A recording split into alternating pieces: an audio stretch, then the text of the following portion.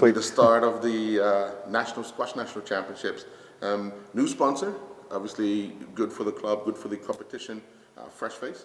Yeah. So mybermudahouse.com. Obviously, we've been lucky. We had support for years from many different sponsors, but specifically for Nationals, it was Digicel all those years. And obviously, new sponsor, mybermudahouse.com. We are really excited. They're excited. It's a squash player contact that got us in there. And yeah, it's nice. It gives a new feel, a new sound, a new noise to sort of say our national champs are sponsored by someone new. And they're excited for a big week. And obviously, it's a good size entry as well. So yeah. Just talking about the entries, obviously, we have on the men's side, Micah #1, on the ladies' side, Rachel Barnes, back to defend both of them back to defend their titles. But a little stiffer competition this time around, don't you think? It's tough on both draws, yeah. I So, I don't know, actually, Micah obviously is defending champion. He's won it 2 times in a row. He would be looking, I guess, for the triple this time round. Rachel didn't win it last year. She went out in the semis last year. There was Susie Lacey, who has since, she's away traveling for a year, so she's not here to defend her title. She might well be watching online, so she'll be gutted not to get the chance to defend the title. But Rachel top seed, Laura Robinson, who was missing last year, back. The girls coming through as well would be Grace Edie and Sarah Nicholson, Jane Craig, Joanne Bealby, Alex Furtado. There's a whole bunch of them. So the top 8 in the ladies event are all very competitive, and it could be interesting. I wouldn't put any money on anyone for that on one. the men's side, we've picked up that Noah's been playing in a few tournaments abroad, so he's probably going to be in some great shape as well. Yeah. What about yourself and possibly Kristen Johnson? You know what? It was my tournament, right? Like I did all right for a few years in this one, and I'm trying to have the mindset of making sure that I'm competitive. Like, you know, if you go out there without that I'm going to win focus, you have no chance. So although I'm another year older and possibly a few inches slower around the court and a bit more of a struggle to get in and out of corners, I feel good. I'm in the top 4 seeds, so I have a chance of making semis, you know, on paper. And then once you have a full house in here, once there's 150 people in here making some noise, you do get the feeling anything could happen. So I would love another win, but you know, when you talk about the Noah Browns and the Micah Franklins and the full-time athletes who are training, you know, 6 days a week, 2 sessions a day, it's a bit of a daunting task, but I'm up for it. I'll give it a go for another year. How much of your time at the Commonwealth Games spurred on those juices to get back in there? No, you know what, like if you ever get the chance, I mean, you've been at these type of events, like to be in that environment with those athletes and to see the level of ability and the training that they do and the focus, it makes you want to turn pro at anything. I would have had to go at any one of those sports that I got a chance to see. So yeah, I watched some squash that was just off the charts good. I watched the gold medal match was James Wilstrop from England won, and he beat a guy who is the latest, greatest, newest, fittest, quickest, younger version of him, and it was this experience. It was just perfect squash. He just played every point right. And yeah, that gives you this, like, I can still do it. I'm going to go for it. So there's nothing wrong with watching top class squash and then feeling like you want to emulate those guys and see if you can do it yourself on court.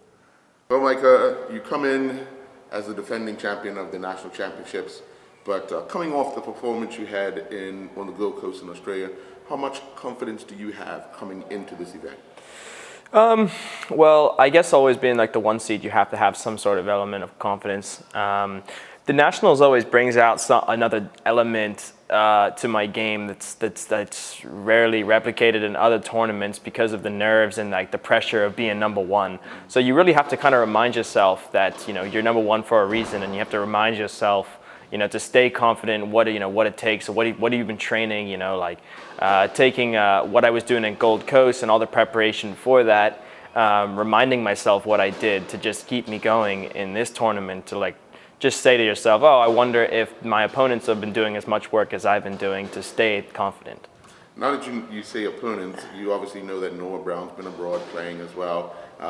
He now finds himself in the position you were in when you were trying to overtake Patrick. Yeah. So what do you think he's going through right now mentally in order to try and win the national championship? Well, you know, Noah and I think we've been in the we've been in the final now a couple times. Definitely last year, and it was a great match. You know, him, I guess, being that number 2, looking up, trying to break into that, like winning the nationals for the first time.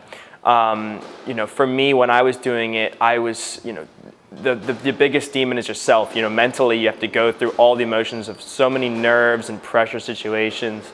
Especially for him, because he's, been doing the Pro Tour now and the circuit. He's been training hard now. He's probably looking for some results. So, for him to looking at me, I would be thinking he would be training awfully hard over the past month.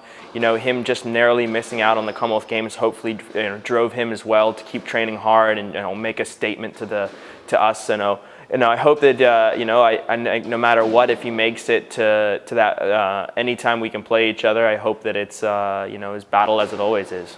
Yeah. Now, obviously, in the draw as well, you have the Patrick Fosters, you have Kristen Johnson. These guys you've watched play and you've played against even before you became number 1.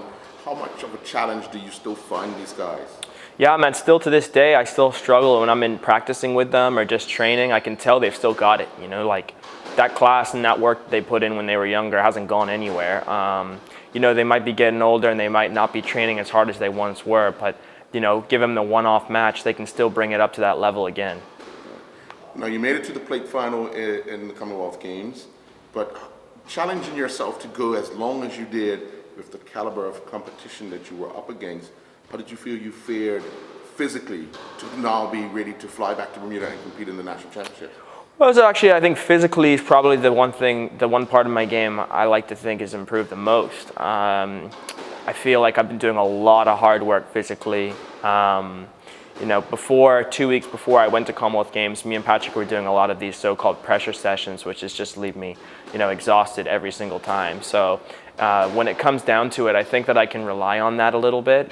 I've also been starting to do a bit of a cross training now that the summer months are coming up. So I think physically I'm at one of my strongest I've been. So I'm pretty happy with how that's going. I just gotta try and stay in the right mind frame.